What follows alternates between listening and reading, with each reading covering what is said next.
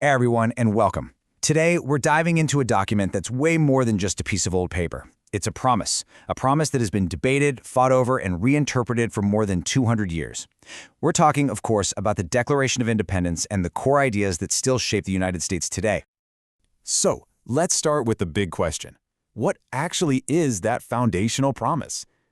It's a question that gets right to the very heart of the American identity. To even begin to answer it, we have to go back to the source and really look at the powerful ideals the founders laid out as their mission. You know, you often hear the Declaration of Independence called America's breakup letter to King George, which is kind of funny and true, but it's so much more than that. It wasn't just about what they were leaving behind. It was this incredibly bold mission statement, a public declaration of the principles that would guide this entirely new kind of nation. And that word right there, ideals, that's the key. The founders weren't just describing a government, they were laying out a vision.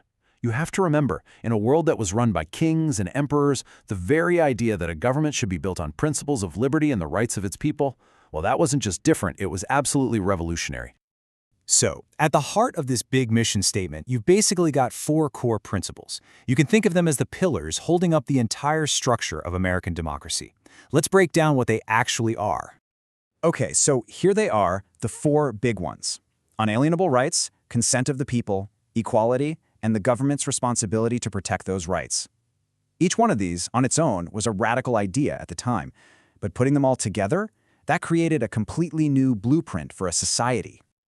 First up, this idea of unalienable rights. What does that even mean? It means there are certain freedoms so fundamental to just being human that they exist before any government does. They're not gifts from a king, they're just part of you, and no government has the right to take them away. And then you have the second pillar, consent of the people. This one is a total game changer. It completely flips the traditional model of power on its head. It says a government's right to rule doesn't come from God or from royal blood, but from the people it governs. Power flows up from the citizens, not down from a ruler.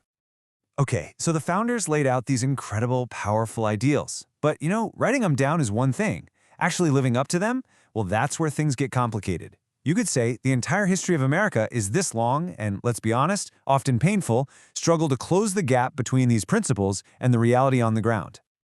And this brings us to maybe the most powerful and the most contested phrase in the entire document: equality of rights for all citizens. Just think about those words. They have been at the very center of the American struggle for more than 200 years. And this leads to the crucial question, doesn't it?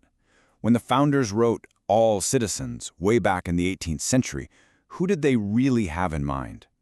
The story of America is, in so many ways, the story of how our answer to that very question has been challenged, fought for, and expanded over time.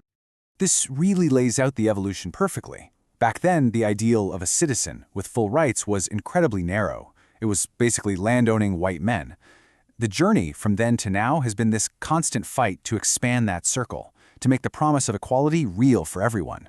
And as that circle got wider, the very meaning of consent of the people got deeper, right? At the same time, our whole idea of the government's role has shifted from just get out of the way to having a real responsibility to protect those rights for all its citizens, which really gets back to that core belief that those rights are truly unalienable. So what all of this really shows is that the Declaration isn't some finished product that's locked away under glass. It's a living document. It's the starting point for a really difficult and deeply important national conversation that is still going on today. And I think that's the ultimate takeaway here. The Declaration gives us the promise, the ideal. It's the goal on the other side of the canyon. And the work of each new generation is to keep building the bridge, to do the hard work of closing that gap between the promise and our reality. It's a journey, not a destination.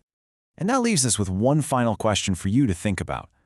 As our world keeps changing, how will these founding ideals we've talked about today guide our future? How will the next generation continue to shape and redefine what it means to live up to the American promise?